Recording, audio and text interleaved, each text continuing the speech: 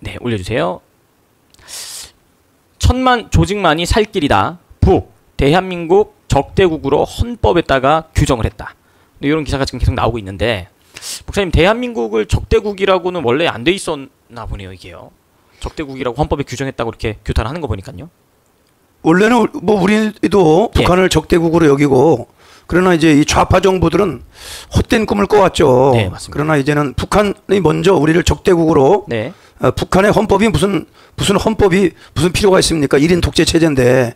그래도 어쨌든 뭐 명색이 헌법에다가 네. 대한민국을 적대국으로 이렇게 적시를 했기 때문에 더욱더 이 의도를 우리는 알고 여기서 우리 강경하게 맞서야죠. 맞습니다. 진짜 이게 한반도의 어떤 그 전쟁의 어떤 긴장감이 지금 막 맴돌고 있는 것 같습니다. 왜냐하면 두 번째 썸네일도 보니까 북한 우크라이나 전쟁했다가 지금 이제 파병을 보냈다. 저희 지금 제일 왼쪽 좌측 상단에 보면 자유일보 헤드라인 보이지 않습니까? 러시아에 북파병 1만 명으로 특수대대를 조직해서 보냈다. 이제 그 이유가 결국에는 실전 경험을 쌓기 위한 것이 아니냐라고 하는 전문가들의 의견이 있거든요. 오랫동안 전쟁을 해오지 않았기 때문에. 그리고 원래는 대한민국 내에 있는 주사파 세력을 통해서 전쟁하지 않고 대한민국을 먹어버리려고 그랬는데, 지금 윤석열 대통령이 당선이 되고 나서 이제 전쟁 없이 대한민국을 먹기는 어렵겠구나 싶어서 두 국가론을 이야기하더니 이제는 적대국이기 때문에 지금 이 전쟁을 준비하기 위한 어떤 모션들이 아니냐, 이제 이런 이야기가 전문가들 속에서 나오고 있거든요. 상황을 좀 심각하게 좀 예의주시해야 될 것 같습니다. 세 번째는 이제 북한 연평도 포격을 언급하면서 포문을 열어서 굉장히 지금 일촉즉발의 상황이 아니냐. 제가 방송 들어오기 직전에도 언론사에서 중요하게 이 내용을 전문가들과 함께 다루고 있던데, 목사님, 그 연평도 포격 때도 사실 우리 영토에 포를 쏜 거기 때문에 이거 뭐 전쟁이 나도 전혀 이상하지 않은 상황이었었잖아요. 그 당시에요. 예, 그렇죠. 이제 그 장산곶, 소위 말하는 북한의 해안에 있는 이 장산곶 쪽에서 연평도에 이제 포격을 했는데, 포문이 열렸어도 설마 우리 영토에다가 포를 쏘겠냐. 그래서 우리 연평도에서는 별 대비가 그때 없었는데, 그 이후에 아마도 강력하게 김관진 국방장관 이후에 네. 이제 대비 태세를 갖추고 있는데, 뭐 또다시 만약에 연평도라든지 이 서해 5도에 또 포격을 할 경우에는 우리가 여기에 대해서도 강하게 우리가 원점까지 아주 타격하라고 했던 그 김관진 전 장관의 그 말이 있었던 것처럼 지금도 마찬가지입니다. 그 기조를 우리가 유지해서 포문을 열어놓고 있다는 자체가 이미 벌써 도발 징후 중에 하나입니다. 그래서 맞습니다. 여기에 대한 대비를 해야 됩니다. 그 연평도 포격이 있던 당시에 병사 한 분이 이제 말년 휴가를 나가려고 선착장에 나가 있다가 갑자기 포소리가 들려서 부대로 복귀를 했다고 하더라고요. 근데 그때 부대 복귀해서 연평도를 지키려고 하다가 그때 그 현장에서 순직을 하는 그런 사고가 있었다고 하더라고요. 예, 말년 병장인데 맞습니다. 예. 그런 일이 있어서 참 안타까움이 있었습니다. 예, 대한민국이 그래도 이렇게 안위를 지키고 있는 것 역시 지금도 우리 대한민국의 건장한 우리 군인들이 대한민국을 지키고 딱 서 있기 때문에 우리가 안위를 누리고 있는 것 아니겠습니까? 그 마지막 김어준 여론조사 꽃 여론 조작 기간이다. 이제 이런 내용이 이제 여당 대표의 워딩에서 이제 등장을 했는데, 목사님, 사실 우리 광화문 자유애국 이 시민 여러분들께서는 여론조사에 대한 불신이 굉장히 많이 있으시잖아요, 지금요. 여론조사만이 아니라 우리가 뭐 모이는 인원에 대해서도 굉장히 조작을 하고 또 이번에도 우리가 서울시 교육감 선거가 있었는데 일부 이제 또 여전히 이제 사전 선거라든지 이런 과정에서 또 이제 이 선거 조작이 있지 않았을까 하는 의구심도 갖고 있지 않습니까? 맞습니다. 그래서 여론조사를 믿을 수가 없다는 게, 어떻게 우리 윤 대통령 지지율이 20%밖에 안 된다. 이렇게 말한다는 것은 우리 애국 우파들만 해도, 물론 애국 우파들의 중도 성향을 띠는 사람도 있지만 어떻게 20%밖에 안 되겠습니까?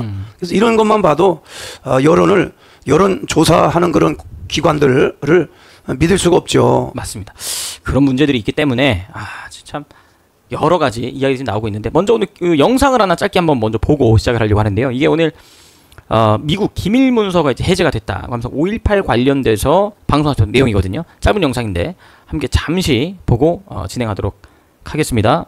이 아니고 등사기로 민 건데 5.18 터지자마자 저한테 그 내용이 왔단 말입니다. 저는 그때 몰랐지만 그 뒤에 제가 곰곰이 생각해 보니까 이거는 사전에 계획된 거다. 근데 지금 미국에서 기밀문서 해제된 게 뭐냐면 DJ가 학생들에게 돈을 줘서 폭동을 일으켜라. 이 5.18은 김대중과 당시에 광주에서 북한으로 5,000회 정도의 비밀 무전 교신이 왔다 갔다 그러거든요. 그러니까 광주에 있던 북한이 지시를 받은 고정 간첩들과 그 다음에 김대중이 앞장서서 돈을 주어서 무장 반란을 획책했다는 거예요. 제가 분명히 증언할 수 있는 건 DJ도 당시에 그 독취한 내용을 매일 보고 있었습니다. 그러면 5.18도 북한이 했다고 봐야 되겠죠. 제가 알기에는 북한이 계획하고 김대중이 그것을 실현한 겁니다. 그러니까 5.18은 김대중이 일으켰다고 미국의 CIA가 비밀 문서를 공개했잖아요. 더 이상 무슨 증거가 더 필요하냐 이 말이야. 부산에 있었으니까 한 번만 더 DJ 보겠습니다. 비서가 5.18 일어나자마자 저한테 삐라를 주면서 이거를 뿌리라 그랬거든요. 당시 삐라라는 게 지금쯤 인쇄물이 아니고 등사기로 민 건데 5.18 터지자마자 저한테 그 내용이 왔단 말입니다. 저는 그때 몰랐지만 그 뒤에 제가 곰곰이 생각해 보니까 이거는 사전에 계획된 거다. 근데 지금 미국에서 기밀문서 해제된 게 뭐냐면 DJ가 학생들에게 돈을 줘서 폭동을 일으켜라. 이 5.18은 김대중과 당시에 광주에서 북한으로 5,000회 정도의 비밀 무전 교신이 왔다 갔다 그러거든요. 그러니까 광주에 있던 북한이 지시를 받은 고정 간첩들과 그 다음에 김대중이 앞장서서 돈을 주어서 무장 반란을 획책했다는 거예요. 제가 분명히 증언할 수 있는 건 DJ도 당시에 그 독취한 내용을 매일 보고 있었습니다. 그러면 5.18도 북한이 했다고 봐야 되겠죠. 제가 알기에는 북한이 계획하고 김대중이 그것을 실현한 겁니다. 그러니까 5.18은 김대중이 일으켰다고 미국의 CIA가 비밀 문서를 공개했잖아요. 더 이상 무슨 증거가 더 필요하냐 이 말이야. 부산에 있었으니까. 네, 여기까지. 미국에서 이런 기밀 문서가 상당한 어떤 기간이 지나가면 해제가 돼서 언론에 공개가 이렇게 되잖아요. 근데 이번에도 미국에서 기밀 문서가 해제가 되었는데 5.18 관련돼서 DJ가 김대중이 이제 돈을 풀어서 학생들을 선동의 도구로 지금 삼았다라는 내용이 지금 나와서 하나씩 어떤 그 내막들이 지금 드러나고 있는 것이 아니냐 하는 이야기가 좀 있거든요. 좌파 어떤 그 이념을 학생들이 주입하는 것은 누군가 가르치는 사람이 있지 않습니까? 네. 그 배후에는 올라가고 캐보고 캐보면 결국은 북한이죠.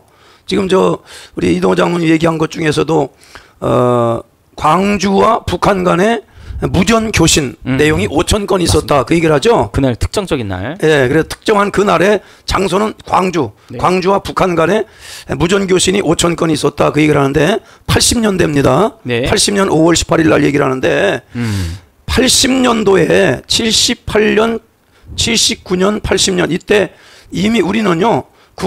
우리 육군 안에는 전파 보안대가 있어요. 맞습니다. 보안사령부 안에 전파 보안대라는 게 기사 띄워주세요. 지금의 이제 송파 쪽에 송파 쪽에 옛날 특전사령부하고 행정학교 그 사이에 보면 전파 보안대가 있었습니다. 그래서 거기에 이제 안테나가 많이 서 있었거든요. 그래서 그 전파 보안대는 국내 모든 전파를 다 체크하지만 북한에서 무슨 전파가 남쪽으로 오고 있는지 이런 거를 하는데 그날 교신은 광주와 북한 간의 오간 교신 그때 무슨 전화가 있었던 거 아니거든요. 직통 전화가 있었던 거 아닌데 무선 교신한 내용만을 결국 이제 체크한 내용이 5,000건이다.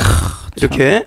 근데 5,000건만 되겠습니까? 그런데 그러면 누군가가 그 교신을 보낸 사람도 있고 받은 사람 있지 않겠어요?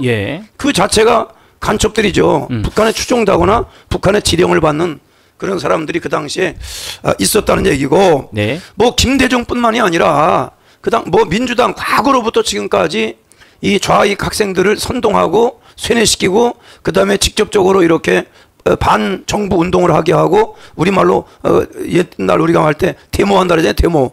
데모꾼들 그 앞에서는 지금 현재 누굽니까? 정청래, 뭐 김민석이 다 그 학창 시절에 그거 했던 사람들이 국회에 들어앉아서 이제는 또 국가의 세금으로 밥 먹고 살아요. 학생 시절에는 공부도 안 하고 저렇게 북한에 지령받아서 반정부 시위하던 사람들이 이제는 국가를 위해서 일한다는 국회의원 자리에 또 이렇게 앉아있죠. 이런 것이 참 심각한 문제인데도 국민들이 별 문제의식이 없는 것 같아요. 맞습니다. 참 아까 전에 말씀해 주실 때 아래 애써님이라고 하는 분이 댓글 올려주셨는데 심각한 문제인데 국민들은 별 반응도 없고 관심도 없는 것 같습니다.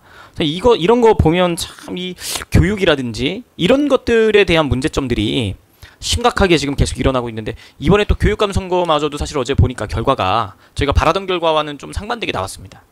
지금 한 3,300명 우리 애국 식구들 들어오셨는데 아마 서울에 계시는 우리 식구들은 아마 서울 교육감 선거를 투표를 하셨을 거예요. 그러나 우리가 자유우파가 지지했던 조전혁 후보가 안 됐는데 그 중간에 또 자유우파를 중도 보수를 표방하는 뭐 윤상원과 뭐 뭐시기가 또 일정 부분을 또 뺏어간 부분이 있고 그래서 어쨌든 이번에 선거에 졌는데 제가 드리고 싶은 거는 절대로 실망하지 마시고 이걸 거울 삼아서 투표율이 20%밖에 안 됩니다. 20%. 맞습니다. 최소한 중고등학교 때리는 초등학교 다니는 아이를 둔 엄마 아빠들은 투표를 해야 되지 않겠습니까?